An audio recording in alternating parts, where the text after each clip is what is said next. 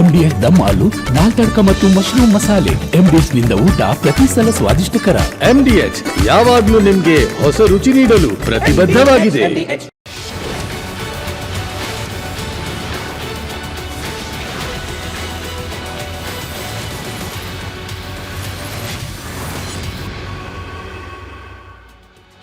ನಮಸ್ಕಾರ, ನೀವು ನೋಡ್ತಾ ಇದ್ದೀರಾ ಕರ್ನಾಟಕ ಪ್ರೈಮ್ ಟೈಮ್. ನಾನು ನಾಗೇಂದ್ರ ಬಾಬ್. ಇವತ್ತು ಕರ್ನಾಟಕ ಪ್ರೈಮ್ ಟೈಮ್ನಲ್ಲಿ ಬಹಳ ಮುಖ್ಯವಾದಂಥ ಸುದ್ದಿಗಳಿದೆ. ಅದರಲ್ಲಿ ಟಾಪ್ 3 ಸ್ಟೋರಿಗಳು ಯಾವುದು ಅಂತಂದರೆ, ಮೊದಲನೆಯ ಟಾಪ್ ಸ್ಟೋರಿ, DKಶಿ ಪರ 70 ಶಾಸಕರಿದ್ದಾರಾ? ಈ ಪ್ರಶ್ನೆ ಹುಟ್ಟುಹಾಕಿದೆ. ಇದು ಇವತ್ತಿನ ಟಾಪ್ ಸ್ಟೋರಿ. ಇನ್ನು ಎರಡನೆಯ ಟಾಪ್ ಸ್ಟೋರಿ, ಮತ್ತೊಮ್ಮೆ ರಾಜ್ಯದ ಜನರಿಗೆ ಕರೆಂಟ್ ಶಾಕನ್ನು ಕೊಡೋದಕ್ಕೆ ಸರ್ಕಾರ ಸಿದ್ಧವಾಗಿದೆ. ಆ ಬಗ್ಗೆಯೂ ಕೂಡ ಮಾಹಿತಿಯನ್ನು ಕೊಡ್ತೀವಿ. ಇದು ಇವತ್ತಿನ ಎರಡನೆಯ ಟಾಪ್ ಸ್ಟೋರಿ. ಇನ್ನು ಮೂರನೆಯ top story, Pakistan versus Afghanistan ಏನಾಗ್ತಾ ಇದೆ, ಅದೆಲ್ಲದರ ಬಗ್ಗೆ ಮಾಹಿತಿಯನ್ನು ಕೊಡ್ತೀವಿ. ಈ 3 ಟಾಪ್ ಸ್ಟೋರಿಗಳ ಜೊತೆಯಲ್ಲಿ ಒಂದಷ್ಟು ಪ್ರಮುಖ ಸುದ್ದಿಗಳಿದೆ, ಅದೆಲ್ಲವನ್ನು ಕೂಡ ನಿಮ್ಮ ಮುಂದೆ ಇಡ್ತಾ ಹೋಗ್ತೀವಿ. ಅದಕ್ಕಿಂತ ಮುಂಚೆ ಈ ಕ್ಷಣದ ಹೆಡ್ಲೈನ್ಸ್. ರಾಜ್ಯದಲ್ಲಿ ಸಿಎಂ ಕುರ್ಚಿ ವಾರ್, 40 ಶಾಸಕರ ಜೊತೆ ಸಭೆ ಮಾಡಿದ DK ಶಿವಕುಮಾರ್. ಕೆಣಕಿದ್ರೆ ಪಾರ್ಟಿ ಕಲ್ಲಾಸ್ ಅಂತ Siddu team counter. Silicon city ಜನರಿಗೆ ಮತ್ತೊಂದು ಪ್ರಹಾರ, ವೆಚ್ಚ ಸರಿದೂಗಿಸಲು ಹೆಚ್ಚಾಗಲಿದೆ ವಿದ್ಯುತ್ ದರ, ಯೂನಿಟ್ಗೆ 44 ಪೈಸೆ ಹೆಚ್ಚಿಸಲು ನಿರ್ಧಾರ. ದೆಹಲಿ ಅಬಕಾರಿ ಹಗರಣಕ್ಕೆ ಬೇಕ್ ಟ್ವಿಸ್ಟ್, ಕೇಜ್ರಿವಾಲ್ ಸಿಸೋಡಿಯಾಗೆ ಕ್ಲೀನ್ ಚಿಟ್, ಅತಿ ದೊಡ್ಡ ರಾಜಕೀಯ ಷಡ್ಯಂತ್ರ ಎಂದ ಕೋರ್ಟ್. ಭರ್ಜರಿ ಗಾಳ ಹಾಕಿದ ತಮಿಳುನಾಡು ಸಿಎಂ, DMKಗೆ ಸೇರಿದ ಮಾಜಿ ಸಿಎಂ ಪನ್ನೀರ್ ಸೆಲ್ವಂ.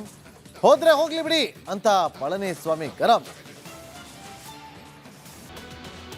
ರಾಜ್ಯ ರಾಜಕೀಯದಲ್ಲಿ ಸಿಎಂ ಕುರ್ಚಿ ಕದನ ಜೋರಾಗಿದೆ. DKಶಿ ಬಣ ಅಬ್ಬರಿಸಲು ಸಜ್ಜಾಗಿದೆ. ಬಜೆಟ್ ಬಳಿಕ ಸಿಎಂ ಬದಲಾವಣೆ ಆಗಬೇಕು ಅಂತ ಇದೆ.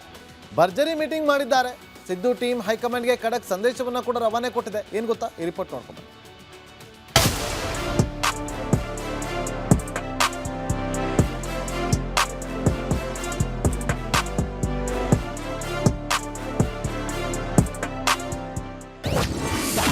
ಕರ್ನಾಟಕದಲ್ಲಿ ಸಿಎಂ ಕುರ್ಚಿ ಕಚ್ಚಾಟ ಜೋರು. DK ಶಿವಕುಮಾರ್ ಬೆನ್ನಿಗೆ ನಿಂತ 40 ಶಾಸಕರು. ಕಾಂಗ್ರೆಸ್ನಲ್ಲಿ ಸಿಎಂ ಕುರ್ಚಿ ಬದಲಾವಣೆ ಎಂಬ ಸುದ್ದಿ ಆಗಾಗ್ಗೆ ಕೇಳಿ ಬರ್ತಾನೆ ಇದೆ. ಇದು ಹಲವು ಸಲ ಹಸ್ತದೋಳ್ ಕೋಲಾಹಲವನ್ನೇ ಎಬ್ಬಿಸಿ ಸದ್ಯ ಬೂದಿ ಮುಚ್ಚದ ಕೆಂಡದಂತಾಗಿದೆ. DKಶಿ ಬಣದ ಶಾಸಕರು ಇದಕ್ಕೆ ಗಾಳಿ ಹಾಕಿ ಬೆಂಕಿ ಹಚ್ಚುತ್ತಲೇ ಇದ್ದಾರೆ. ಈಗ ಮತ್ತೆ ಬಂಡೆ ಹೊಸ ಬಾಂಬ್ ಸಿಡಿಸಿದೆ.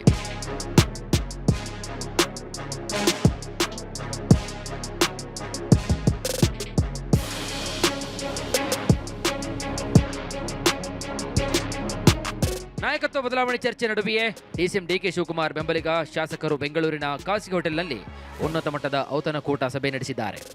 ಮಾಗಡಿ ಶಾಸಕ HC ಬಾಲಕೃಷ್ಣ ಹುಟ್ಟುಹಬ್ಬದ ನೆಪದಲ್ಲಿ ಸಭೆ ನಡೆದಿದ್ರು. ನಾಯಕತ್ವದ ಬದಲಾವಣೆ ಕುರಿತ ಗಂಭೀರ ಚರ್ಚೆ ನಡೆದಿದೆ ಅಂತ ಹೇಳಲಾಗ್ತಾ ಇದ್ದು, ರಾಜ್ಯ ರಾಜಕೀಯದಲ್ಲಿ ಕುತೂಹಲಕ್ಕೆ ಕಾರಣವಾಗಿದೆ. ಯಾರಾದರೂ ಒಬ್ರು ಗಂಟೆ ಕಟ್ಟಬೇಕಲ್ಲ, ಯಾರು ಒಬ್ರು ಬೆಕ್ಕು ಗಂಟೆ ಕಟ್ಟಬೇಕಲ್ವಾ? ಎಲ್ಲರೂ ನನಗೆ ಯಾಕೆ ಮುಲಾಜು, ನಾನೇ ಯಾಕೆ ನಿಷ್ಠುರ ಆಗಲಿ ಅಂತ ಹೋದ್ರೆ ಸಮಸ್ಯೆ ಬಗೆಹರಿಬೇಕಲ್ಲ. ಸಮಸ್ಯೆ ಅಂದರೆ ಸಮಸ್ಯೆ ಏನಿಲ್ಲ ನಮ್ಮಲ್ಲಿ. ಈ BJPಯವರು ವಿರೋಧ ಪಕ್ಷದವರೆಲ್ಲ ಸೇರಿಕೊಂಡು ಅಪಪ್ರಚಾರ ಮಾಡೋದೇ ಸಮಸ್ಯೆ. ನಿತ್ಯ ನೀವು ಬಿಡಲ್ಲ ಅವ್ರನ್ನ, ಏನಾದ್ರು ಕೇಳ್ತೀರ, ಅವರು ಚಪ್ಪಲಕ್ಕೆ ಕೆಲಸ ಇಲ್ಲದೆ ಕೂತವ್ರೆ, ಏನೋ ಒಂದು ಹೇಳ್ಬಿಡ್ತಾರೆ ನಿಮಗೆ. ಅದಕ್ಕೆ ನಾವೇ ಅದಕ್ಕೆ ಅಪ್ರೋಚ್, ಇನ್ ಕೇಸು ಇದು ಇದೆ ಹಿಂಗೆ ಮುಂದುವರೆದ್ರೆ ನಾವೇ ಒಂದಿಷ್ಟು ಹೋಗಿ ಅಪ್ರೋಚ್ ಮಾಡ್ತೀವಿ. ನಾವೇ 50 ರಿಂದ 60 ಶಾಸಕರು ದೆಹಲಿಗೆ ಹೋಗ್ತೀವಿ. ಒಂದು 50-60 ಜನ ಹೋಗ್ತೀವಿ. ಹಾಂ, ಎಲ್ಲಿ ಡೆಲ್ಲಿಗೆ ಹೋಗಿ ಭೇಟಿ ಮಾಡ್ತೀರಿ? ಯಾರನ್ನ ಭೇಟಿ ಮಾಡ್ತೀರಿ ಅಂತ? ಎಲ್ಲ ಹೈಕಮಾಂಡರ್ನ ಭೇಟಿ ಮಾಡ್ತೀವಿ. ಏನಾದ್ರು ಒಂದು ಇತ್ಯರ್ಥ ಮಾಡಿ ಹೇಳಿ ಅಂತ ಕೇಳ್ತೀವಿ. ರಾಹುಲ್ ಗಾಂಧಿ ಅವ್ರನ್ನ ಅಪಾಯಿಂಟ್ಮೆಂಟ್ ಏನಾದ್ರು ಕೇಳಿದ್ದೀರಾ ಅಂತ? ಕೇಳಲಿಲ್ಲ. ಇದು ಮುಂದುವರೆದ್ರೆ ಈ ಥರ ಎಲ್ಲ ನಿತ್ಯ ಬೆಳಗ್ಗೆ ಎದ್ರೆ ಟಿ ವಿಲಿ ಹಿಂಗಂತೆ, ಅವ್ರು ಇಲ್ಲಿ ಹೋದ್ರು, ಇವ್ರು ಇಲ್ಲಿ ಬಂದರು, ಇವ್ರ ಬಣ, ಅವ್ರ ಬಣ, ಯಾರ ಬಣ ಎಲ್ಲ ಕಾಂಗ್ರೆಸ್ ಒಂದೇ ಬಣ. ಜನರ ಅಪೇಕ್ಷೆಯಂತೆ ನಾವು ನಡೀತಾ ಇದ್ದೇವೆ. ಜನರು ಏನು ಅಪೇಕ್ಷೆ ಪಡ್ತಾರೆ ಅದರಂತೆ ನಾವು ನಡಿಬೇಕು ಅಂತೇಳಿ ಪ್ರತಿದಿನ ಕ್ಷೇತ್ರದ ಅಭಿವೃದ್ಧಿಗೆ ಚಿಂತನೆ ಮಾಡೋಂಥದ್ರಲ್ಲಿ ಅದು ಒಂದು ಸಭೆ ಅಂತ ಹೇಳಬಲ್ಲೆ ನಾನು. ಕ್ಷೇತ್ರಕ್ಕೆ ಹೋದರೂ ಬೇಜಾರಾಗುತ್ತೆ. ಇದು ಸ್ಪಷ್ಟ, ಅವ್ರನ್ನ ಕರಿಬೇಕು ಇವ್ರನ್ನ ಕರಿಬೇಕು ಅಂತಕ್ಕಂಥದ್ದಲ್ಲ. ಇದಕ್ಕೆ ಹೈಕಮಾಂಡು ಇಂಟರ್ಫಿಯರ್ ಆಗಿ ಅಂತಿಮವಾದಂಥ ತೆರೆ ಎಳಿಬೇಕು ಅನ್ನೋದು. ನೀವು ಯಾರನ್ನ ಮಾಡ್ತೀರಾ ಅದು ಎರಡನೇ ಪ್ರಶ್ನೆ.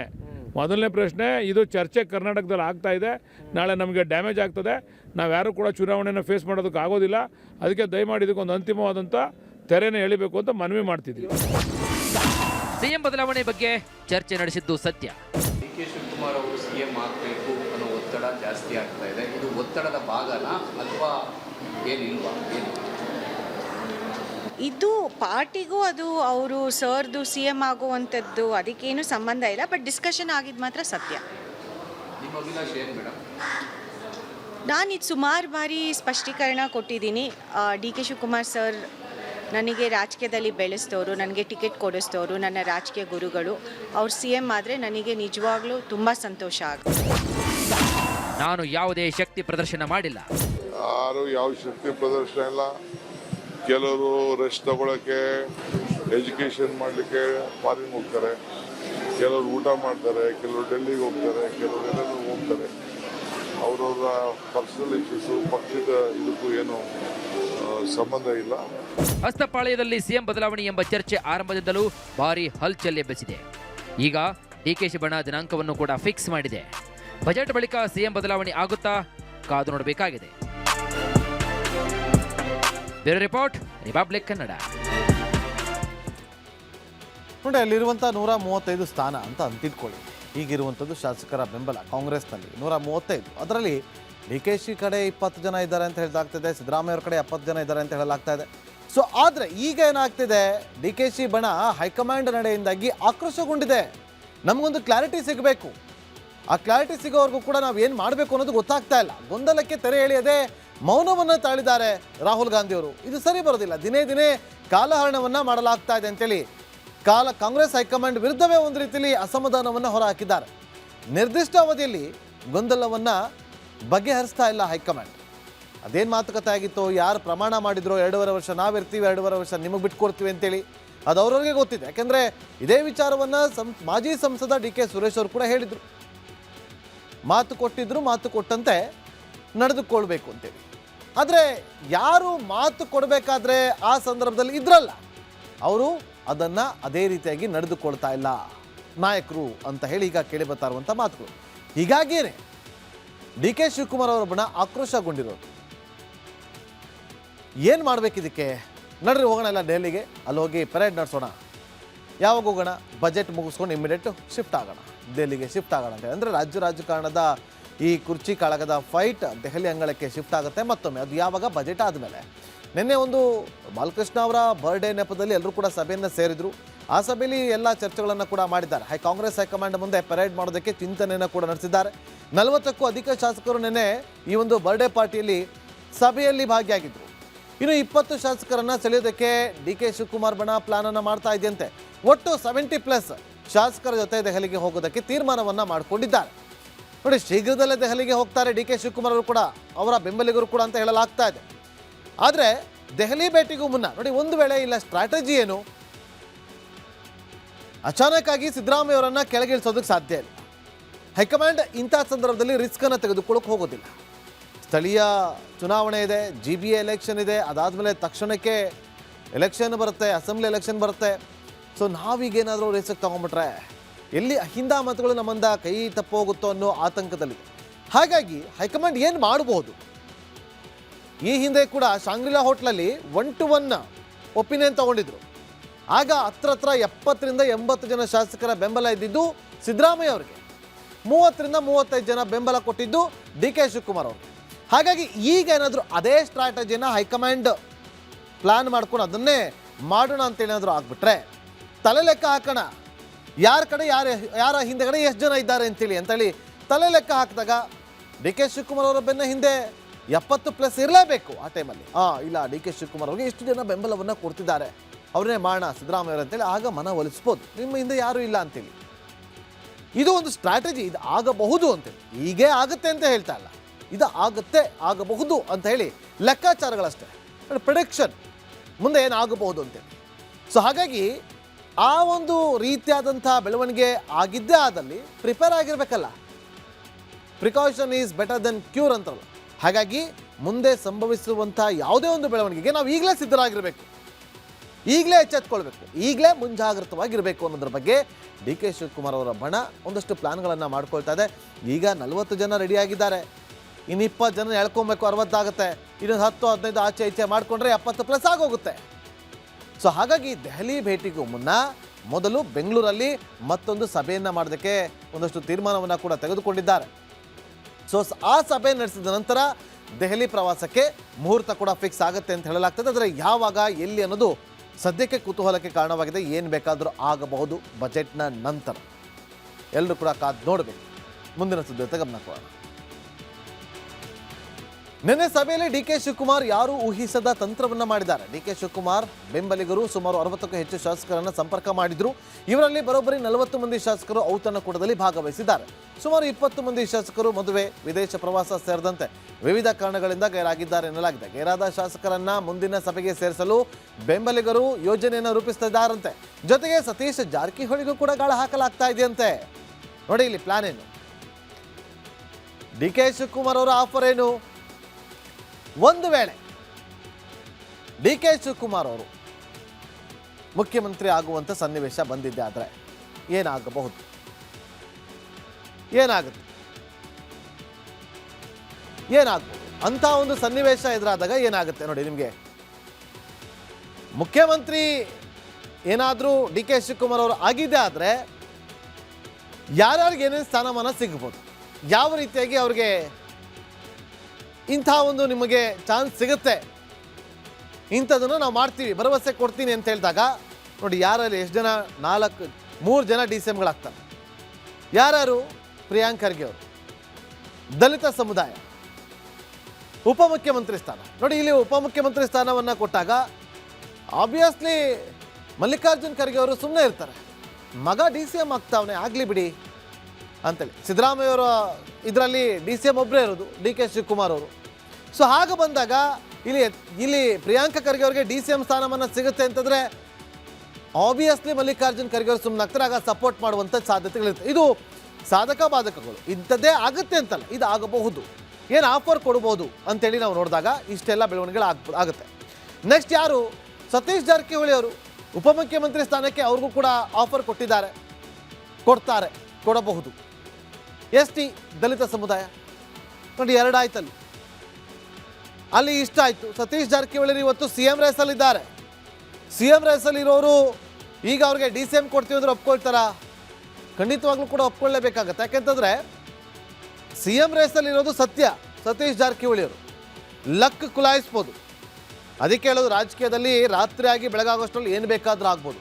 ಇವತ್ತು ಉಪಮುಖ್ಯಮಂತ್ರಿ ಸ್ಥಾನದ ರೇಸಲ್ಲಿದ್ದಾರೆ. ಡಿ.ಕೆ. ಶಿವಕುಮಾರ್ ಅವರು ಮುಖ್ಯಮಂತ್ರಿ ಆದರೆ ಇವ್ರಿಗೆ ಈ ಸ್ಥಾನ ಸಿಗುತ್ತೆ ಅಂತೇಳಿ ಎಲ್ಲರೂ ಕೂಡ ಅಂದ್ಕೊಳ್ತಾರೆ. ಚರ್ಚೆಗಳಾಗ್ತದೆ, ಆಫರ್ ಕೊಡ್ಬೋದು ಅಂತೇಳಿ. ಆದರೆ ಇವತ್ತು ಏನಾದರೂ ಸತೀಶ್ ಜಾರಕಿಹೊಳಿ ಆ ಸ್ಥಾನಕ್ಕೆ ಹೋಗ್ಬಿಟ್ರೆ ಆಗ ಬೇರೆದೇ ಲೆಕ್ಕಾಚಾರಗಳು. ಹಾಗಾಗಿ ರಾತ್ರಿ ಆಗಿ ಬೆಳಗಾಗೋದ್ರಲ್ಲಿ ರಾಜಕೀಯದಲ್ಲಿ ಏನು ಬೇಕಾದ್ರೂ ಆಗ್ಬೋದು. 1+1 2 ಆಗಬೇಕು ಅಂತೇನಿಲ್ಲ, 11 ಬೇಕಾದ್ರೂ ಆಗ್ಬೋದು. ಸೊ ಅವರು ಕೂಡ ಒಂದು ಉಪಮುಖ್ಯಮಂತ್ರಿ ಸ್ಥಾನದ ಆಫರ್ ಸಿಗ್ಬೋದು. ಇನ್ನು ಲಿಂಗಾಯತ ಸಮುದಾಯದವ್ರಿಗೆ, MB ಪಾಟೀಲ್ ಅವ್ರಿಗೂ ಕೂಡ ಉಪಮುಖ್ಯಮಂತ್ರಿ ಸ್ಥಾನವನ್ನು ಕೊಡ್ಬೋದು. ಯಾಕೆಂದರೆ ಇವತ್ತು ನೋಡಿ ಈ ಲೆಕ್ಕಾಚಾರ ಹೇಗಿದೆ ಅಂತಂದರೆ ಎಲ್ಲೂ ಕೂಡ ಸಮಸ್ಯೆ ಆಗಬಾರ್ದು. ಒಂದು ಮುಂದಿನ ಚುನಾವಣೆಯ ದೃಷ್ಟಿಯಿಂದ ಇಟ್ಕೊಂಡು ಡಿ.ಕೆ. ಶಿವಕುಮಾರ್ CM ಆದರೆ ಯಾವುದೇ ರೀತಿಯಂಥ ಅಡಚಣೆ ಆಗಬಾರ್ದು. ಯಾಕೆಂತಂದರೆ ಅವ್ರಿಗೆ ಪ್ರತಿಷ್ಠೆ ಆಗುತ್ತೆ. ಡಿ.ಕೆ. ಶಿವಕುಮಾರ್ ಅವ್ರಿಗೆ CM ಆದಾಗ 2 ವರ್ಷ ಹೇಗೆ ನಿಭಾಯಿಸ್ತಾರೆ ಅನ್ನೋದಕ್ಕಿಂತ ಮುಂಬರುವಂಥ ಚುನಾವಣೆಯಲ್ಲಿ ಕಾಂಗ್ರೆಸ್ ಪಕ್ಷವನ್ನು ಹೇಗೆ ಗೆಲ್ಲಿಸ್ತಾರೆ ಅನ್ನೋದು ದೂರದೃಷ್ಟಿ. ಆ ದೂರದೃಷ್ಟಿ ಬೇಕು ಅಂತಂದರೆ ದಲಿತ ಸಮುದಾಯದ ಮತಗಳು ಇಂಪಾರ್ಟೆಂಟ್. ನಾವು ದಲಿತ ಸಮುದಾಯದವ್ರಿಗೆ DCM ಸ್ಥಾನವನ್ನು ಕೊಡ್ತೀವಿ ಅಂತ ಹೇಳ್ತಾರೆ. ಆಗ ST ಸಮುದಾಯದವರು ನಿಮಗೂ ಕೂಡ ಕೊಟ್ಟಿದ್ದೀವಿ ಅಂತ ಹೇಳ್ತಾರೆ. ಅದು ಲಿಂಗಾಯತ ಸಮುದಾಯದವರು ನೋಡಿ, ಲಿಂಗಾಯತ ಸಮುದಾಯದವರು ಒಮ್ಮೆ ಡಿಸೈಡ್ ಮಾಡಿದ್ರೆ ಅವರೇ ಗೆಲ್ಲೋದು. ಯಡಿಯೂರಪ್ಪ ಅವರನ್ನು ಕೆಳಗಿಳಿಸಿದಾಗ ಲಿಂಗಾಯತ ಸಮುದಾಯ ಬೇಸರವನ್ನು ಹೊರಹಾಕಿತ್ತು. ಯಡಿಯೂರಪ್ಪ ಅವರ ನಮ್ಮ ನಾಯಕರನ್ನು ಈ ರೀತಿಯಾಗಿ ಕೆಳಗಿಳಿಸಿದ್ರಲ್ಲ, ಪಾಠ ಕಲಿಸ್ಬೇಕು ಅಂತೇಳಿ ಲಿಂಗಾಯತದ ಬಹುತೇಕ ಓಟ್ಗಳು ಬಿದ್ದಿದ್ದು ಕಾಂಗ್ರೆಸ್ಗೆ. ಸೊ ಹಾಗಾಗಿ ಲಿಂಗಾಯತ ಸಮುದಾಯರು ಕೂಡ ಖುಷಿ ಪಡಿಸ್ಬೇಕು, ಆ ಒಂದು ಲೆಕ್ಕಾಚಾರ. ಇನ್ನು ಸಿದ್ದರಾಮಯ್ಯ ಅವರನ್ನು ಕೆಳಗಿಳಿಸೋದ ಮೇಲೆ ಅವ್ರಿಗೆ ಸಮಾಧಾನ ಪಡಿಸೋದು ಹೇಗೆ? ನೆಕ್ಸ್ಟ್ ಬರೋದು ಯತೀಂದ್ರ ಸಿದ್ದರಾಮಯ್ಯ ಅವರ ಸ್ಥಾನ. ಅಂತಿಂಥ ಸ್ಥಾನಮಾನ ಕೊಡೋದಿಲ್ಲ, ಪ್ರಬಲ ಸ್ಥಾನಮಾನವನ್ನು ಕೊಡುವಂಥ ಕೆಲಸವನ್ನು ಮಾಡ್ತಾರೆ. ಹಾಗಾಗಿ ಸಿದ್ದರಾಮಯ್ಯರು ಕೂಡ ಸುಮ್ಮನೆ ಆಗ್ತಾರೆ ಆ ಸಂದರ್ಭದಲ್ಲಿ. ನೋಡಿ, ಮಗನಿಗೆ ಇವತ್ತು ಒಳ್ಳೆ ಒಂದು ಪ್ರಬಲ ಸ್ಥಾನಮಾನವನ್ನು ಕೊಡ್ತಾರೆ ಅಂದಾಗ ಸಿದ್ದರಾಮಯ್ಯರು ಕೂಡ ಸೈಲೆಂಟ್ ಆಗ್ಬೋದು, ಹೇಳೋಕ್ಕಾಗಲ್ಲ. ಆಗ ಆಬ್ವಿಯಸ್ಲಿ ಸಪೋರ್ಟ್ ಮಾಡ್ತಾರೆ ಡಿ.ಕೆ. ಶಿವಕುಮಾರ್ ಅವ್ರಿಗೆ.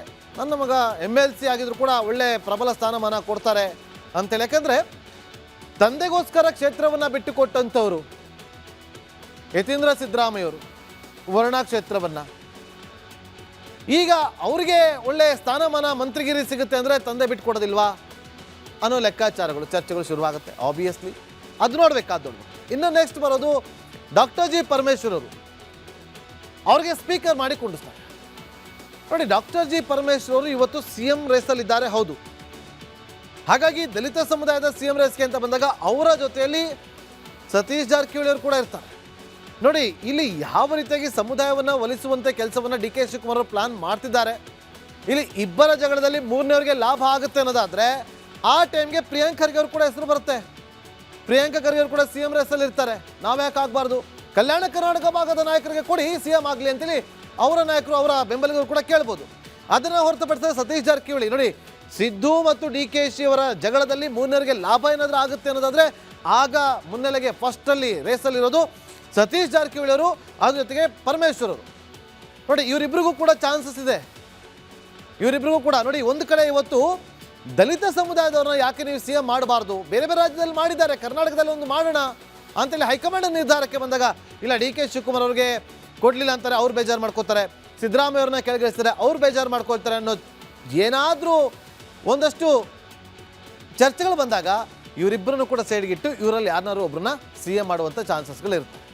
ಇನ್ನು ನೋಡಿ, ಇಲ್ಲಿ ಪ್ರಮುಖವಾಗಿ ಪ್ರಬಲ ನಾಯಕರಿಗೆ ಒಂದು ಕಡೆ ಭರ್ಜರಿ ಆಫರನ್ನು ಕೊಡ್ತಾರ DK ಶಿವಕುಮಾರ್ ಅವರು ಅಂತೇಳಿ ಒಂದಷ್ಟು ಪ್ರಶ್ನೆಗಳು ಉದ್ಭವ ಆದಾಗ ಅಲ್ಲಿ ನಮಗೆ ಫಸ್ಟ್ ಕೇಳಿ ಬರೋದು, ಎಲ್ಲ ಸಕಲ ಸಮುದಾಯಗಳ ಮೇಲೆ DK ಶಿವಕುಮಾರ್ ಅವರು ಕಣ್ಣಿಟ್ಟಿದ್ದಾರೆ. ಅವ್ರು ಹೇಳ್ತಾರೆ, ನಾನು ರಾಜಕೀಯಕ್ಕೆ ಬಂದಿರೋದು ರಾಜಕೀಯವನ್ನು ಮಾಡೋದಕ್ಕಾಗಿ, ಬೇರೆದಕ್ಕೋಸ್ಕರ ಅಲ್ಲ, ನಮಗೂ ರಾಜಕೀಯ ಮಾಡೋಕ್ಕೆ ಬರುತ್ತೆ ಅಂತೇಳಿ. ನೋಡಿ, DK ಶಿವಕುಮಾರ್ ಅವರು ಅವತ್ತಿನ ಕಾಲದಲ್ಲೇ ಘಟಾನುಘಟಿಗಳನ್ನು ಸೋಲಿಸಿದಂಥವ್ರು, ಅವ ನಾಯಕರು. ಈಗ CM ಆಗ್ತಾರೆ ಅಂತಂದಾಗ ಅಳೆದು ತೂಗಿ ಎಲ್ಲವನ್ನು ಕೂಡ ಎಲ್ಲ ಸಮುದಾಯದವನ್ನು ಕೂಡ ಒಗ್ಗೂಡಿಸಿಕೊಂಡು ಹೋಗುವಂಥ ಕೆಲಸವನ್ನು ಮಾಡೋದಕ್ಕೆ ಪ್ಲಾನ್ ಮಾಡ್ಕೊಂಡಿದ್ದಾರೆ. ಮೊಟ್ಟ ಮೊದಲ ಆಫರ್ ಪ್ರಿಯಾಂಕ ಖರ್ಗೆ ಅವ್ರಿಗೆ, ಮಲ್ಲಿಕಾರ್ಜುನ್ ಖರ್ಗೆ ಅವರ ಪುತ್ರ ಪ್ರಿಯಾಂಕ ಖರ್ಗೆ ಅವ್ರಿಗೆ ಕೊಡೋದು. ಸೊ ಹಾಗಾಗಿ ಅವ್ರಿಗೆ ಕೊಟ್ಟಾಗ ಏನಾಗುತ್ತೆ, ಸಚಿವ ಪ್ರಿಯಾಂಕ ಖರ್ಗೆ ಅವ್ರಿಗೆ ಆಫರ್ ಕೊಟ್ಟಾಗ ಆಬ್ವಿಯಸ್ಲಿ ಮಲ್ಲಿಕಾರ್ಜುನ್ ಖರ್ಗೆ ಅವರು ಸೈಲೆಂಟ್ ಆಗ್ತಾರೆ. ಸೊ ನಾನು CM ಆದ ಬಳಿಕ ನೋಡಿ, ಪ್ರಿಯಾಂಕ ಖರ್ಗೆ ಅವರು DCM ಆಗ್ತಾರೆ ಅನ್ನೋ ಖುಷಿ ಕೂಡ ಇರುತ್ತೆ ಮಲ್ಲಿಕಾರ್ಜುನ್ ಖರ್ಗೆ ಅವರು. ನಾಗಲೇ ಕೂಡ ಅದನ್ನೇ ಹೇಳಿದೆ. ಸೊ ಸಚಿವ ಸತೀಶ್ ಜಾರಕಿಹೊಳಿ ಅವರು ಕೂಡ DK ಶಿವಕುಮಾರ್ ಭರ್ಜರಿ ಆಫರನ್ನು ಕೊಡ್ಬೋದು, ನಿಮಗೂ ಕೂಡ DCM ಮಾಡ್ತೀವಿ ಅಂತೇಳಿ.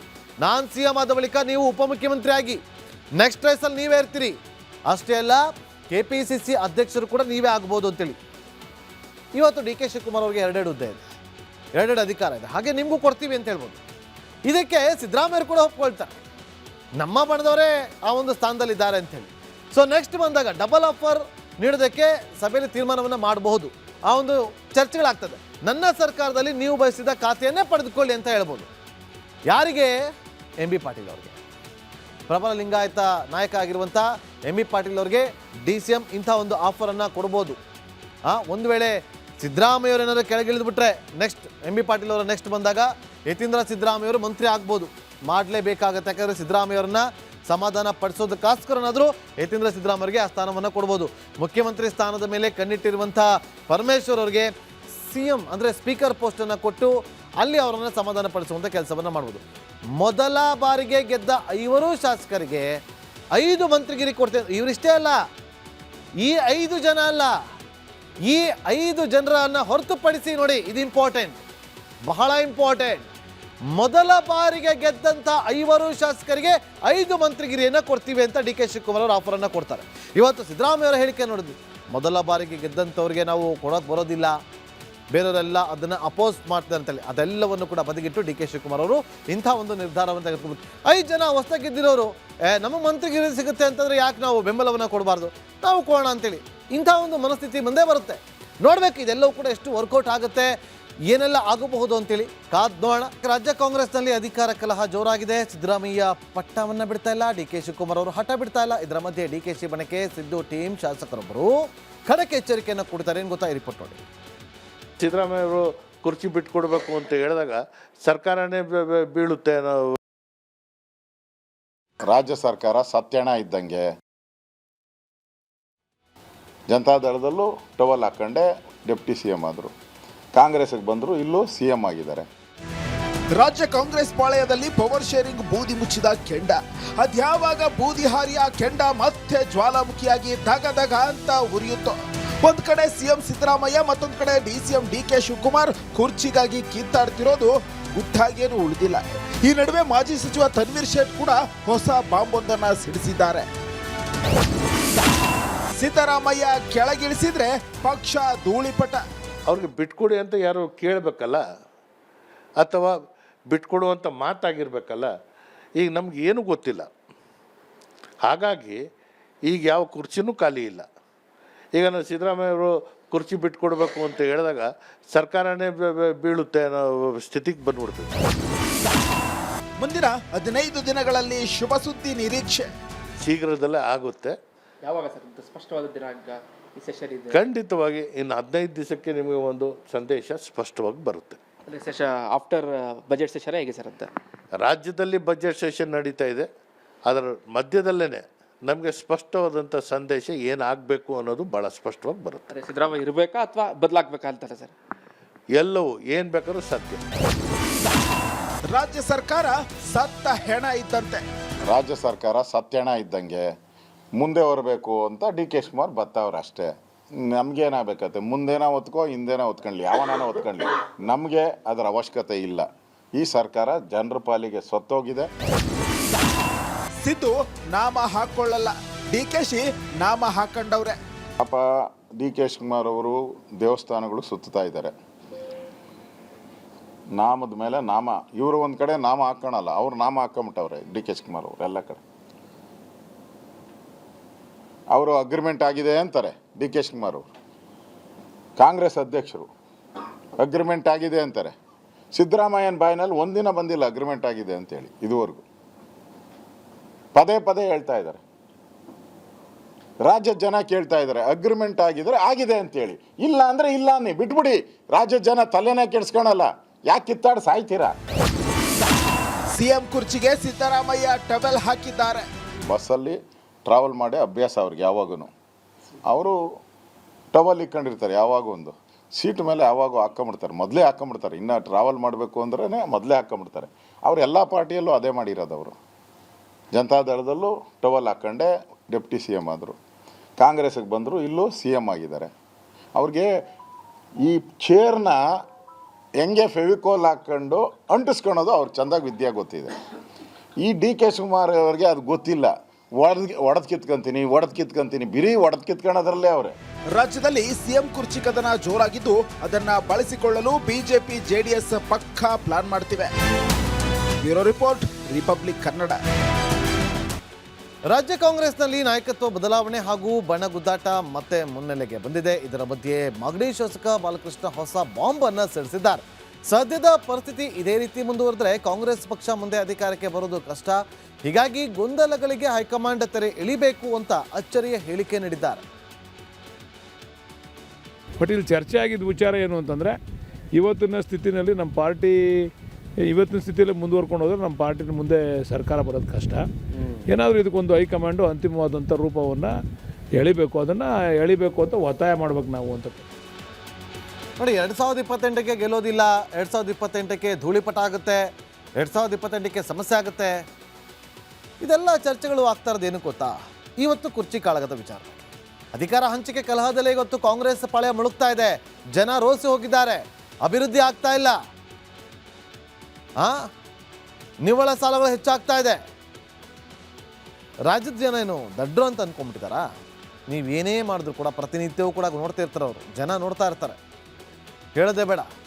ಇವತ್ತು ಸೋಷಿಯಲ್ ಮೀಡಿಯಾ ಅಷ್ಟು ಆ್ಯಕ್ಟಿವ್ ಆಗಿದೆ, ಎಲ್ರಿಗೂ ಕೂಡ ಗೊತ್ತಿದೆ.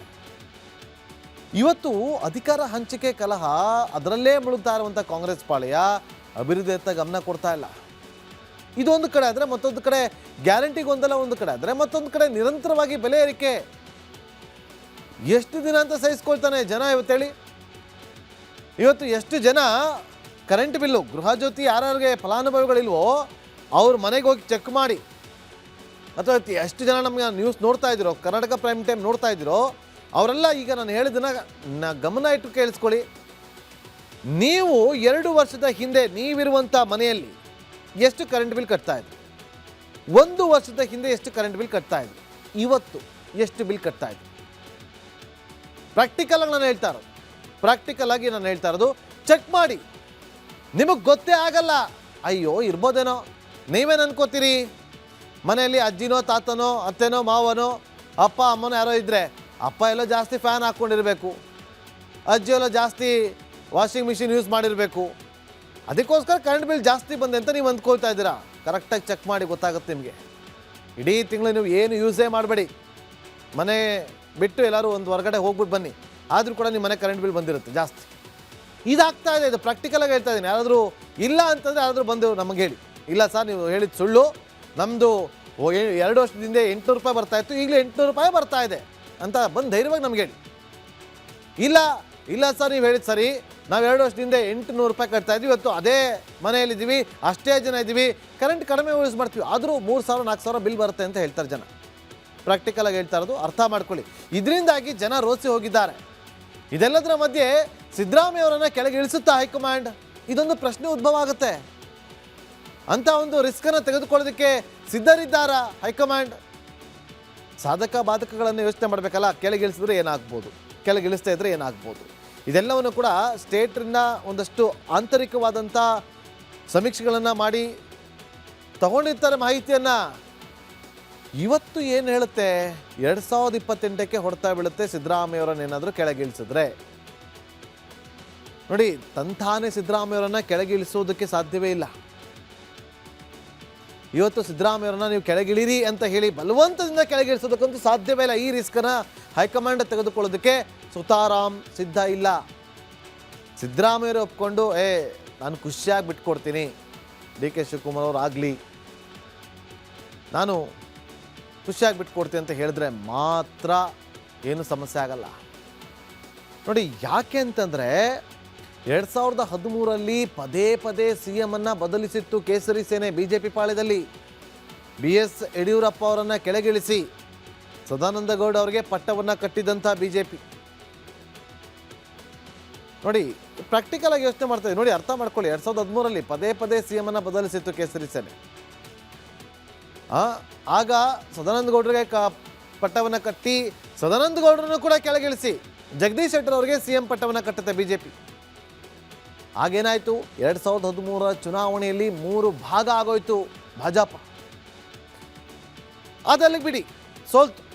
ಸಿದ್ದರಾಮಯ್ಯವರು ಮತ್ತೆ ಒಳ್ಳೆ ರೀತಿಯಲ್ಲಿ ಅಧಿಕಾರವನ್ನು ನಡೆಸ್ಕೊಂಡ್ಬಂದರು. 5 ವರ್ಷ ಯಾವುದೇ ಸಮಸ್ಯೆ ಇಲ್ಲದೆ ಭ್ರಷ್ಟಾಚಾರ ರಹಿತ ಸರ್ಕಾರವನ್ನು ನಡೆಸ್ಕೊಂಡು ಬಂದರು ಸಿದ್ದರಾಮಯ್ಯವರು. ಅದು ಕಾರಣ ಏನು, ಕೇಸರಿ ಸೇನೆ ಅವತ್ತು ಮಾಡಿಕೊಂಡಂಥ ಎಡವಟ್ಟೆ. 2021ರಲ್ಲಿ ಏನು ಮಾಡ್ತು BJP? ಹೇಗೋ ಇಲ್ಲಿ ಕಾಂಗ್ರೆಸ್ ಮತ್ತು JDS ಮೈತ್ರಿ ಮಾಡಿಕೊಂಡಿತ್ತು, ಅಲ್ಲೆಲ್ಲವೂ ಕೂಡ ಸಮಸ್ಯೆಗಳಾಯಿತು, ದೊಡ್ಡದಾಗಿ ರಾಜಕೀಯ ಬೆಳವಣಿಗೆಗಳಾಯಿತು. 2021ರಲ್ಲಿ ಯಡಿಯೂರಪ್ಪ ಅವರು ಕಾಂಗ್ರೆಸ್ನಿಂದ ಒಂದು 17 ಜನ ಕರ್ಕೊಂಬಂದರು. ಅವೆಲ್ಲ ಬೆಳವಣಿಗೆ ನೀವು ನೋಡಿದ್ದೀರಿ.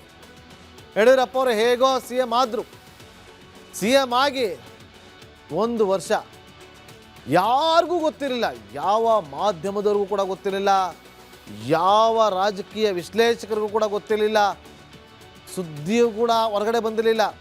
ಮೈಕ್ ಮುಂದೆ ಹೋಗ್ತಾರೆ, ಏನೋ ಸಂಭ್ರಮಾಚರಣೆಯಲ್ಲಿ ಏನೋ ಹೇಳ್ತಾರೆ ಯಡಿಯೂರಪ್ಪನವ್ರು ಅಂದಾಗ ಪೇಪರ್ ತೆಗಿತಾರೆ, ನಾನು 1 ವರ್ಷ ಕಳೆದಿದ್ದೀನಿ, ಯಾರು ಬೇಜಾರು ಮಾಡ್ಕೋಬಾರ್ದು, ಕಾರ್ಯಕರ್ತರು ಯಾರು ಬೇಸರವನ್ನು ಮಾಡ್ಕೋಬಾರ್ದು, ನಾನೀಗ ಈ ಭಾಷಣ ಮುಗಿಸಿ ನೇರವಾಗಿ ರಾಜಭವನಕ್ಕೆ ಹೋಗ್ತೀನಿ, ರಾಜ್ಯಪಾಲರಿಗೆ ನಾನು ನನ್ನ CM ಸ್ಥಾನಕ್ಕೆ ರಾಜೀನಾಮೆಯನ್ನು ಕೊಟ್ಟು ಬರ್ತೀನಿ ಅಂತ ಹೇಳಿದ್ರು. ಎಲ್ಲ ಶಾಕ್ ಆಗೋದ್ರು ಆ ಟೈಮಲ್ಲಿ, ಎಲ್ಲರೂ ಶಾಕ್, ನಂಬೋದಕ್ಕೆ ಅಸಾಧ್ಯ ಆಗೋಗಿತ್ತು. 2021ರಲ್ಲಿ ಆದಂಥ ಬೆಳವಣಿಗೆ, ಆ ಒಂದು ಹೊಡೆತವಿತ್ತಲ್ಲ, ಯಡಿಯೂರಪ್ಪ ಅವರು ಕಣ್ಣೀರು ಹಾಕಿ ಅವತ್ತು ನಾನು ರಾಜಭವನಕ್ಕೆ ಹೋಗಿ ನಾನು ರಾಜೀನಾಮೆ ಕೊಡ್ತೀನಿ ನನ್ನ CM ಸ್ಥಾನಕ್ಕೆ ಅಂತ ಹೇಳಿದ್ರಲ್ಲ, ಅವತ್ತು ಲಿಂಗಾಯತ ಸಮುದಾಯ ಸಿಡಿದೆದ್ದೇಳ್ತು. ಅದರ ಪೆಟ್ಟು ಕೊಟ್ಟಿದ್ದು ಯಾವಾಗ ಅಂದರೆ 2023ರ ಚುನಾವಣೆಯಲ್ಲಿ ಹೀನಾಯ ಸೋಲಾಯಿತು BJPಗೆ. ಇದು ಇಡೀ ರಾಜ್ಯದ ಜನರಿಗೆ ಗೊತ್ತಿದೆ, ಕಾಂಗ್ರೆಸ್ನ ಹೈಕಮಾಂಡ್ಗೂ ಕೂಡ ಇದು ಚೆನ್ನಾಗಿ ಗೊತ್ತು. ನಾವೇನಾದರೂ ಹೀಗೆ ಮಾಡ್ಕೊಂಬಿಟ್ರೆ 2028ರ ವಿಧಾನಸಭಾ ಚುನಾವಣೆಗೆ ನಮಗೂ ಇದೇ ಗತಿ ಅನ್ನೋದು ಚೆನ್ನಾಗಿ ಅರಿವಾಗಿದೆ ಹೈಕಮಾಂಡ್ಗೆ. ನೋಡಿ, ವೀರೇಂದ್ರ ಪಾಟೀಲ್ ಅವರನ್ನು 1 ವರ್ಷದಲ್ಲೇ ಕೆಳಗಿಳಿಸಲಾಗಿತ್ತು. ಆಗ ಅವ್ರನ್ನ ಹೇಗೆ ನಡೆಸ್ಕೊಂಡ್ರು? ಲಿಂಗಾಯತರ ಬಗ್ಗೆ ಕಡಿಮೆ ಇದ್ರು, ಹೀನಾಯವಾಗಿ ಬೀಳ್ಕೊಡುಗೆ ಬೆನ್ನಲ್ಲೇ ಕೆಂಡವಾಗಿದ್ರು ಲಿಂಗಾಯತ ಸಮುದಾಯದವರು. ಅವತ್ತು ದೂರ ಆದವರು ಇವತ್ತಿಗೂ ಕೂಡ ಕಾಂಗ್ರೆಸ್ ಜೊತೆ ಬರಲಿಲ್ಲ. ಯಡಿಯೂರಪ್ಪ ಅವ್ರನ್ನ ಕೆಳಗಿಳಿಸಿದಾಗೆ ಸ್ವಲ್ಪ ಲಿಂಗಾಯತ ಸಮುದಾಯ ಪೂರ್ತಿ ಕಾಂಗ್ರೆಸ್ ಕಡೆ ಒಲವನ್ನು ತೋರಿಸಿತ್ತು. ಈಗ ಅವತ್ತೆಲ್ಲ ಆದಂಥ ಒಂದು ತಪ್ಪುಗಳನ್ನು ಮತ್ತೊಮ್ಮೆ ಮಾಡೋದಕ್ಕೆ ಸುತಾರಾಮ್ ಹೈಕಮಾಂಡ್ ರೆಡಿ ಇಲ್ಲ. ಇದೇ ಕಾರಣಕ್ಕೋಸ್ಕರ 2028 ತನಕ ಸಿದ್ದರಾಮಯ್ಯ CM ಆಗಿರ್ತಾರಾ? ಇದಕ್ಕೆ DK ಶಿವಕುಮಾರ್ ಸುಮ್ಮನೆ ಇರ್ತಾರಾ? ಎಲ್ಲದಕ್ಕೂ ಕೂಡ ಕಾಲವೇ ಉತ್ತರವನ್ನು ಕೊಡಬೇಕು. ಅದಕ್ಕೆ ಹೇಳಿದೆ ಕಾಲಾಯ ತಸ್ಮೈ ನಮಃ ಅಂತೇಳಿ ಕಾದು ನೋಡಬೇಕು ಯಾರು ಏನೆಲ್ಲ ಆಗುತ್ತೆ ಅಂತೇಳಿ. ಆದರೆ ಒಂದಂತೂ ಸತ್ಯ, ಗೊಂದಲ ಅಂತೂ ಸೃಷ್ಟಿಯಾಗಿದೆ. ಜನ ಅಂತೂ ರೋಸ ಹೋಗಿದ್ದಾರೆ. ಇವರ ಒಂದು ಕಿತ್ತಾಟದಿಂದಾಗಿ ಅಭಿವೃದ್ಧಿ ಅಂತೂ ಆಗ್ತಾ ಇಲ್ಲ, ಕುಂಠಿತ. ಜನ ಯಾರೂ ಒಪ್ಕೊಳ್ತಾ ಇಲ್ಲ. ಜನಕ್ಕೆ ಬೇಕಾಗಿರುವಂಥ ಮೂಲಭೂತ ಸೌಕರ್ಯಗಳೇ ಸರಿಯಾಗಿ ಸಿಗ್ತಾ ಇಲ್ಲ. ಇನ್ನೇನೇನಾಗುತ್ತೋ ಮುಂದಿನ ದಿನ ಎಲ್ಲರೂ ಕೂಡ ಎರಡು ಕಣ್ಗಳನ್ನು ಬಿಟ್ಕೊಂಡು ನೋಡಿಕೊಂಡು ಕಾಯ್ಕೊಂಡು ಕೂತ್ಕೋಬೇಕಷ್ಟೆ. ಮುಂದಿನ ಸುದ್ದಿಯತ್ತ ಗಮನ ಕೊಡ.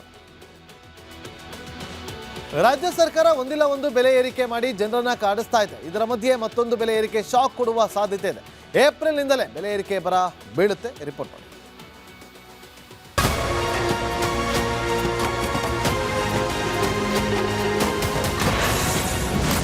ಸಿಲಿಕಾನ್ ಸಿಟಿ ಜನರಿಗೆ ಮತ್ತೊಂದು ಪ್ರಹಾರ. ವೆಚ್ಚ ಸರಿದೂಗಿಸಲು ಹೆಚ್ಚಾಗಲಿದೆ ವಿದ್ಯುತ್ ದರ. ಯೂನಿಟ್ಗೆ 44 ಪೈಸೆ ಹೆಚ್ಚಿಸಲು ನಿರ್ಧಾರ. ಬೆಂಗಳೂರು ಜನತೆಗೆ ಮತ್ತೊಂದು ಬೆಲೆ ಏರಿಕೆಯ ಬಿಸಿ ತಟ್ಟಿದೆ. ವಿದ್ಯುತ್ ಸರಬರಾಜು ಕಂಪನಿಗಳು ತೀವ್ರ ಆರ್ಥಿಕ ಸಂಕಷ್ಟದಲ್ಲಿದ್ದು ನಷ್ಟವನ್ನ ಸರಿದೂಗಿಸಲು ವಿದ್ಯುತ್ ದರ ಏರಿಕೆ ಮಾಡುವಂತೆ ಕರ್ನಾಟಕ ವಿದ್ಯುತ್ ನಿಯಂತ್ರಣ ಆಯೋಗಕ್ಕೆ ಪ್ರಸ್ತಾವನೆಯನ್ನು ಸಲ್ಲಿಸಿದ್ದು ಇದೀಗ ಬೆಲೆ ಏರಿಕೆ ಮಾಡಲು ನಿರ್ಧರಿಸಲಾಗಿದೆ.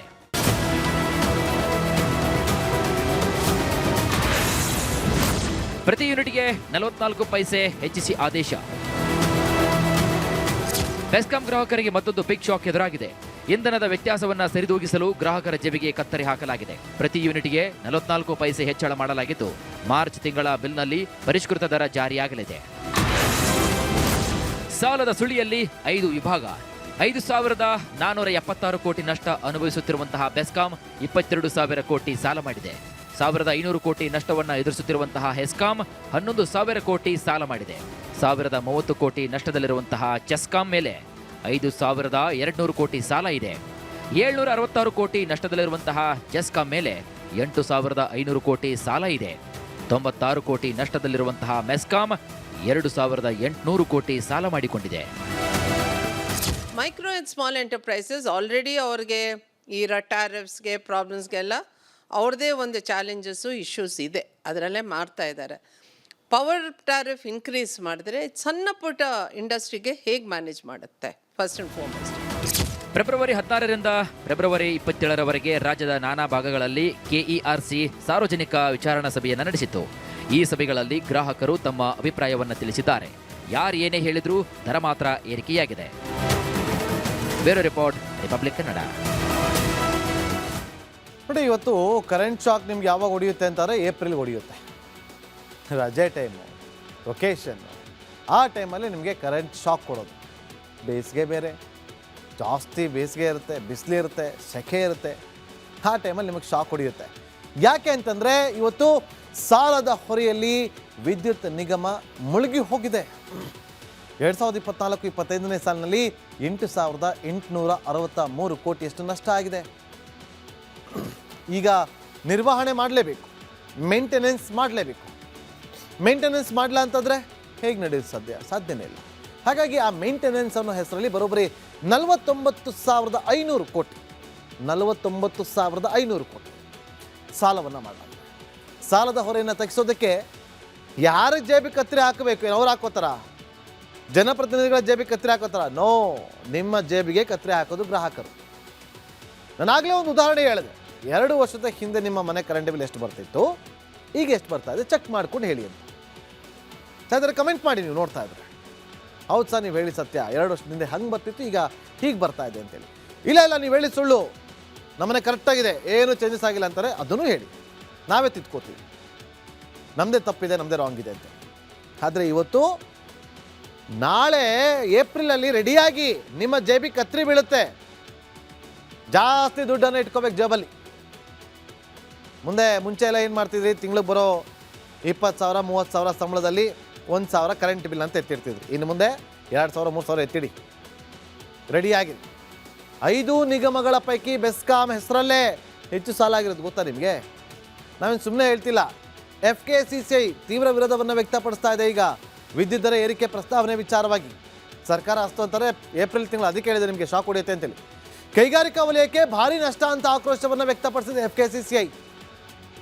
ಆದರೂ ವಿದ್ಯುತ್ ದರವನ್ನು ಏರಿಕೆ ಮಾಡಿದಂಥ ಬೆಸ್ಕಾಂ ಅವರು ಯೂನಿಟ್ಗೆ 44 ಪೈಸವನ್ನು ಹೆಚ್ಚಳ ಮಾಡೋದಕ್ಕೆ ನಿರ್ಧಾರವನ್ನು ಮಾಡಿದ್ದಾರೆ. ಯೂನಿಟ್ಗೆ 1 ಯೂನಿಟ್ಗೆ 44 ಪೈಸೆ 44 ಪೈಸೆ ಅಂದರೆ 10 ಯೂನಿಟ್ಗೆ 4 ರೂಪಾಯಿ 40 ಪೈಸೆ, 100 ಯೂನಿಟ್ಗೆ 40 ರೂಪಾಯಿ ಜಾಸ್ತಿ ಆಗುತ್ತೆ.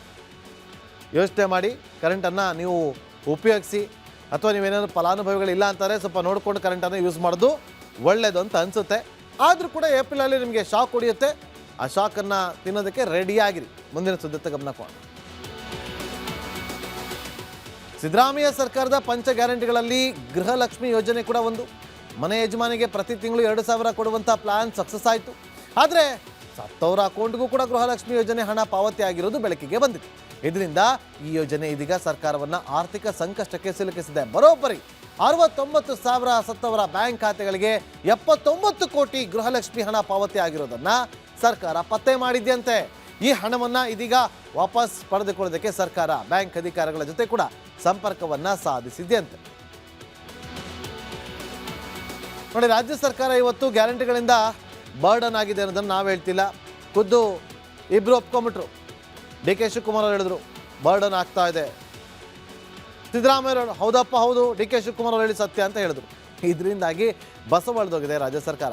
ದಿನೇ ದಿನೇ ಖಾಲಿ ಆಗ್ತಾ ಇದೆ ಸಿದ್ದರಾಮಯ್ಯ ಅವರ ಹುಂಡಿ. ಇಲ್ಲ ಅಂತ ಒಪ್ಕೊಳ್ಳೋಂಗೆ ಇಲ್ಲ. ಹೌದು, ಸತ್ಯನೇ ಹೇಳ್ತಾ ಇದ್ದೀವಿ. ಗ್ಯಾರಂಟಿ ಭಾರವನ್ನು ಇಳಿಸ್ಬೇಕು. ಏನು ಮಾಡಬೇಕು? ಮೋದಿಯವರ ಹಾದಿ ಹಿಡಿದಂಥ ಸಿದ್ದರಾಮಯ್ಯ ಅವರು ಏನು ಮಾಡಿದ್ರು? ಗ್ಯಾಸ್ ಸಬ್ಸಿಡಿ ಬಿಡಿ ಅಂತ ಮನವಿ ಮಾಡಿದಂಥ ಮೋದಿಯವರು, ಮಾರ್ಚ್ 2015ರಂದು LPG ಸಬ್ಸಿಡಿ ಬಿಡಿ ಅಂತ ಹೇಳಿದಂಥ ಮೋದಿಯವರ ಮನವಿಗೆ ಸ್ಪಂದಿಸಿ ಸಬ್ಸಿಡಿ ಬಿಟ್ಟಿದ್ದಂಥ ಕೋಟ್ಯಾಂತರ ಜನ ಏನು ಮಾಡಿದ್ರು ಗೊತ್ತಲ್ಲ ನಿಮಗೆ? ಸಬ್ಸಿಡಿ ಬಿಡಿ, ಬೇಕಾದವ್ರಿಗೆ ಅದು ಅವಶ್ಯಕತೆ ಇರುತ್ತೆ ಅಂದಾಗ ಜನ ಆಯಿತು ಒಪ್ಕೊಳ್ಳೋಣ ಬಿಟ್ಕೊಳ್ಳೋಣ ಅಂತ ಬಿಟ್ಬಿಟ್ರು. ಈಗ ಸಿದ್ದರಾಮಯ್ಯ ಸರ್ಕಾರ ಅದೇ ಹಾದಿಯನ್ನು ಹಿಡಿಯೋದಕ್ಕೆ ಮುಂದಾಗಿದೆ. ಸ್ಥಿತಿವಂತರೇ ಗ್ಯಾರಂಟಿ ಬಿಡಿ ಅಂತ ಕೇಳ್ತಾರ ಸಿದ್ದರಾಮಯ್ಯವರು?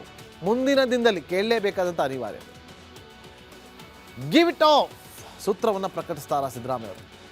ನಾನು ಒಂದು ಮಾತನ್ನು ಹೇಳ್ತೀನಿ. ಇವತ್ತು ಎಷ್ಟೋ ಜನ ಸ್ಥಿತಿವಂತರು ನಮಗೆ ಬೇಡಪ್ಪ, ನಮಗೆ ಗೃಹ ಜ್ಯೋತಿನೂ ಬೇಡ, ಗೃಹಲಕ್ಷ್ಮಿನೂ ಬೇಡ, ನಾವಾಯಿತು ನಾವು ಕಷ್ಟಪಟ್ಟು ದುಡ್ಡು ತಿಂತಾ ಇದೀವಿ ಅಂತೇಳಿ ಮ್ಯಾಕ್ಸಿಮಮ್ 100ರಲ್ಲಿ 10% ಜನ ಇದನ್ನೇ ಮಾಡಿರೋದು.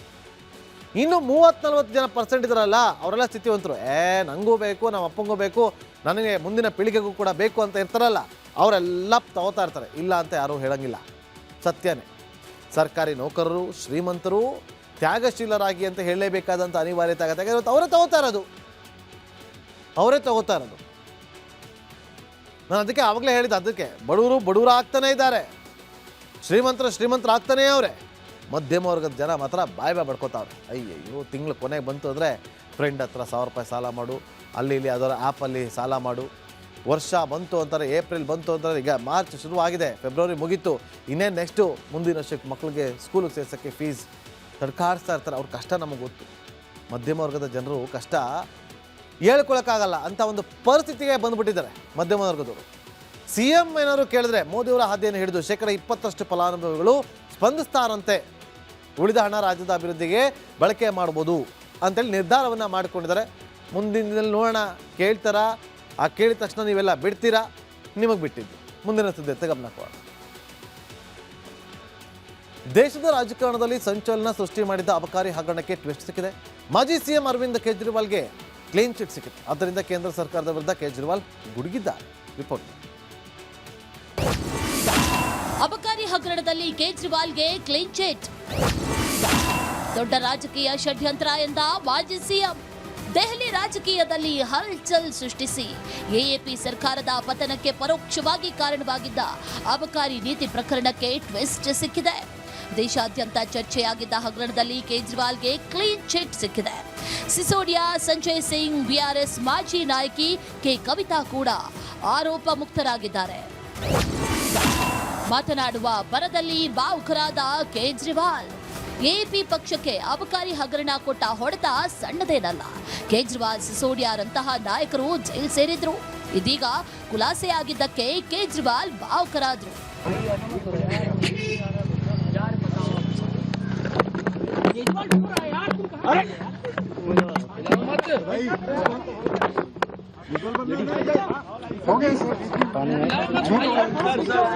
संभालिए सर अपने आप, संभालिए, हिम्मत सर, हिलाओ मत भाई। केजरीवाल भ्रष्ट नहीं है। ದೇಶದ ಇತಿಹಾಸದಲ್ಲೇ ದೊಡ್ಡ ರಾಜಕೀಯ ಷಡ್ಯಂತ್ರ.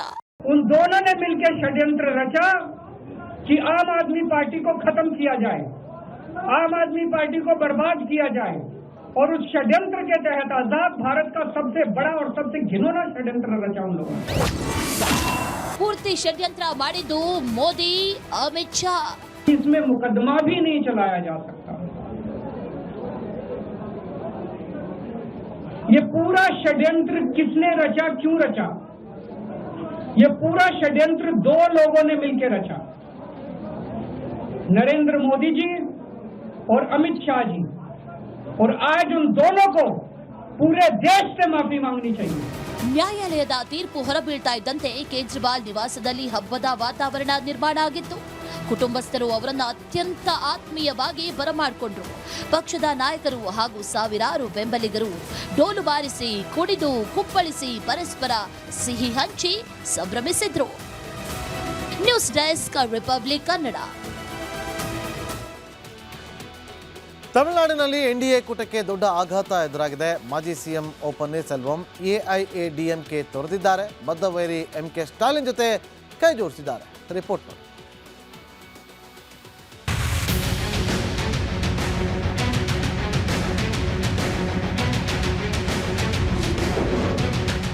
ಎಐಎಡಿಎಂಕೆ ವಿರುದ್ಧ ಧರ್ಮಯುದ್ಧ ಸಾರಿದ್ದ ಓಪಿಎಸ್. ಈಗ ಬದ್ಧ ವೈರಿ ಡಿಎಂಕೆ ಪಾಳೆಯಕ್ಕೆ ಸೇರಿದ ಪನ್ನೀರ್ ಸೆಲ್ವಂ. ಎಐಎಡಿಎಂಕೆ ಒಡೆಯಲು ಯತ್ನಿಸುತ್ತಿರುವವರ ವಿರುದ್ಧ ಧರ್ಮ ಯುದ್ಧ ಆರಂಭಿಸಿದ್ದ ಮಾಜಿ ಸಿಎಂ ಒ ಪನ್ನೀರ್ ಸೆಲ್ವಂ ಕೊನೆಗೂ ತಮ್ಮ ಬದ್ಧ ವೈರಿ ಪಾಳೆಯ ಸೇರಿದ್ದಾರೆ. AIADMK cadre rights retrieval Kazhagam ನಾಯಕರಾದ ಓಪಿಎಸ್ ಅಧಿಕೃತವಾಗಿ ಡಿಎಂಕೆ ಸೇರ್ಪಡೆಯಾಗಿದ್ದಾರೆ.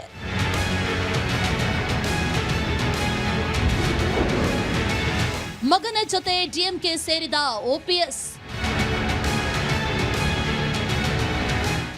ಜೊತೆಗೆ ಅವ್ರ ಮಗ ಮಾಜಿ ಸಂಸದ ರವೀಂದ್ರನಾಥ್, ಉಸಿಲಾಂಪಟ್ಟಿ ಶಾಸಕ ಅಯ್ಯಪ್ಪನ್ ಕೂಡ ಡಿಎಂಕೆ ಸೇರಿದ್ದಾರೆ.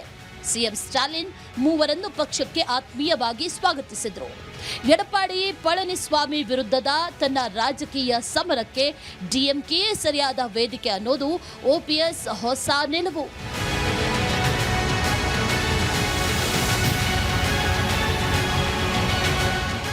மகிழ்ச்சியோடு என்னை இணைத்துக் கொண்டிருக்கிறேன். என்னை இணைத்துக் கொண்டிருக்கின்ற திராவிட முன்னேற்ற கழகத்தினுடைய தலைவர் மாண்புமிகு தமிழ்நாடு முதலமைச்சர் தளபதி அவருக்கு என்னுடைய ಡಿಎಂಕೆಗೆ ಸೇರಲು ಬರುವಾಗಲೂ ಪನ್ನೀರ್ ಸೆಲ್ವಂ ಅಚ್ಚರಿಯ ನಿಲುವು ಪ್ರದರ್ಶಿಸಿದ್ರು. ಜಯಲಲಿತಾ ಫೋಟೋ ಹಾಕಿದ್ದ ಕಾರಿನಲ್ಲೇ ಸ್ಟಾಲಿನ್ ಭೇಟಿಯಾಗಿ ಪಕ್ಷದ ಸದಸ್ಯತ್ವ ಪಡೆಯಲು ಬಂದಿದ್ರು. ಬಹುದಿನಗಳಿಂದ ಎಐಎಡಿಎಂಕೆಯಿಂದ ದೂರ ಉಳಿದ ಓಪಿಎಸ್ ಮಧ್ಯದಲ್ಲಿ ಎನ್ಡಿಎ ಮೈತ್ರಿಕೂಟ ಸೇರಿದ್ರು. ಆದರೆ ತಮಿಳುನಾಡಿನಲ್ಲಿ ಎಐಎಡಿಎಂಕೆ ಬಿಜೆಪಿಯ ಕೈಗೊಂಬೆಯಾಗಿದೆ ಅಂತ ಕಿಡಿಕಾರಿ ಕೊನೆಗೆ ಬಿಜೆಪಿ ತೊರೆದು ಡಿಎಂಕೆಗೆ ಸೇರಿದ್ರು. ಪನ್ನೀರ್ ಸೆಲ್ವಂ ಅವರನ್ನ ಯಾವುದೇ ಕಾರಣಕ್ಕೂ ಪಕ್ಷಕ್ಕೆ ವಾಪಸ್ ಸೇರಿಸಿಕೊಳ್ಳುವುದಿಲ್ಲ ಅನ್ನೋದು ಪಳನಿಸ್ವಾಮಿ ನಿಲುವಾಗಿತ್ತು. ಪಕ್ಷದ ಪ್ರಧಾನ ಕಚೇರಿ ಮೇಲೆ ದಾಳಿ ಮಾಡಿಸಿದ್ದು, ಪಕ್ಷವನ್ನ ಶತ್ರುಗಳ ಮುಂದೆ ಅಡವಿಟ್ಟಿದ್ದೇ ಪನ್ನೀರ್ ಸೆಲ್ವಂ. ಅವರನ್ನ ಉಚ್ಚಾಟಿಸಿದ ನಿರ್ಧಾರದಲ್ಲಿ ಯಾವುದೇ ಬದಲಾವಣೆ ಇಲ್ಲ ಅಂತ ಎಡಪ್ಪಾಡಿ ಸ್ಪಷ್ಟಪಡಿಸಿದ್ರು. ಹೀಗೆ ಗುಡುಗಿದ ಬಳಿಕ ಪನ್ನೀರ್ ಸೆಲ್ವಂ ಡಿಎಂಕೆ ಸೇರಿದ್ದಾರೆ. News desk, Republic Kannada. ಇದಾಗಿತ್ತು ಇವತ್ತಿನ ಕರ್ನಾಟಕ ಪ್ರೈಮ್ ಟೈಮ್. ನೋಡ್ತಾ ಇರಿ ರಿಪಬ್ಲಿಕ್ ಕನ್ನಡ, ಇದು ನಿಮ್ಮ ಧ್ವನಿ.